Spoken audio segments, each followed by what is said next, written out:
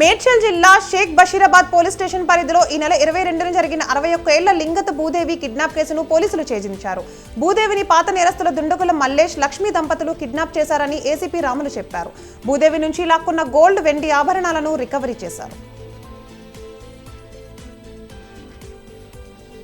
Secunderabad Lok Sabha స్థానంపై Jai Swaraj party ఆత్మీయ సమ్మేళనం మెట్టిగూడలో నిర్వహించారు. సమ్మేళనంలో పార్టీ జాతీయ అధ్యక్షుడు కాసాని శ్రీనివాసరావు గౌడ్ ముఖ్య అతిథిగా పాల్గొన్నారు. తెలంగాణలోని 17 పార్లమెంట్ స్థానాల్లోనూ జయస్వరాజ్ పార్టీ పోటీ చేస్తుందని కాసాని ప్రకటించారు. వికారాబాద్ జిల్లా పరిగి మండలం సైదుపల్లిలో వీరాంజనేయ స్వామి విగ్రహం ప్రతిష్టాపన, ధ్వజస్తంభ ప్రతిష్టం నిర్వహించారు. ఈ నెల 25 నుంచి 3 రోజులు యజ్ఞ యాగాలు, విగ్రహ ప్రతిష్టాపన, ప్రాణ ప్రతిష్ఠ, పూర్ణాహుతి ఘనంగా జరిగాయి. ఈ కార్యక్రమాల్లో భక్తులు వేలాదిగా పాల్గొన్నారు.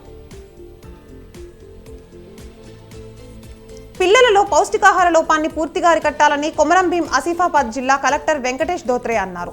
జిల్లా స్త్రీ శిశు సంక్షేమ శాఖ ఆధ్వర్యంలో నిర్వహించిన పోషణ్ పక్వాడా కార్యక్రమంలో ఆయన ముఖ్య అతిథిగా పాల్గొన్నారు. అన్న ప్రసాన అక్షరాభ్యాసం కార్యక్రమాల్లో పాల్గొన్నారు. యాదాద్రి జిల్లా మోత్కూరులో పంచాయతీ కార్యదర్శి కిరణ్ ఏసీబీ వలకు చిక్కారు. పొడి చేటులో ఇంటి నంబర్ కోసం దరఖాస్తు చేసిన మహేష్ ను కిరణ్ లంచం డిమాండ్ చేశాడు. మహేష్ ఫిర్యాదుతో 3000 రూపాయలు లంచం తీసుకుంటూ ఉండగా ఏసీబీ అధికారులు రెడ్ హ్యాండెడ్ గా పట్టుకున్నారు.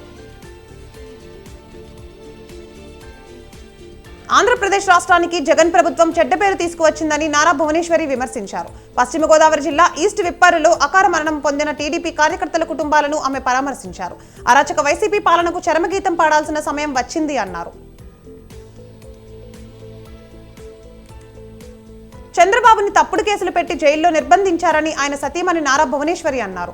చంద్రబాబు అరెస్టుతో ఏపీలో 206 మంది కార్యకర్తలు కన్నుమూశారని చెప్పారు ఆమె. బాధిత కుటుంబాలకు తెలుగుదేశం పార్టీ అండగా ఉంటుందని ఏలూరు జిల్లా హనుమాన్ జంక్షన్లో హామీ ఇచ్చారు. సార్వత్రిక ఎన్నికలను పురస్కరించుకొని ఎన్టీఆర్ జిల్లా విజయవాడ వెస్ట్ డివిజన్లో 2 టౌన్ పోలీసులు ఫ్లాగ్ మార్చ్ నిర్వహించారు. నగరంలో అవాంఛనీయ ఘటనలు జరగకుండా ప్రజలకు భరోసా ఇచ్చేందుకు పారామిలిటరీ బలగాలు, పోలీసుల ఫ్లాగ్ మార్చ్ నిర్వహించారని సీఐ గణేష్ తెలిపారు.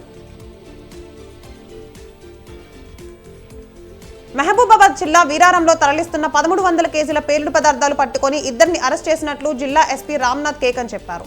మరో వ్యక్తి పరారీలో ఉన్నాడని తెలిపారు. కస్తూరి కుమార్ బాదావత్ కిషోర్ ను అరెస్ట్ చేయగా కస్తూరి సారయ్య పరారయ్యాడు. ప్రతి గ్రామానికి సీసీ రోడ్లు వేసి అభివృద్ధి చేస్తామని అనంతపురం జిల్లా సెట్టూరు మండలం మాకోడికిలో ఓటర్లకు ఉమ్మడి అభ్యర్థి అమిలినేని హామీ ఇచ్చారు.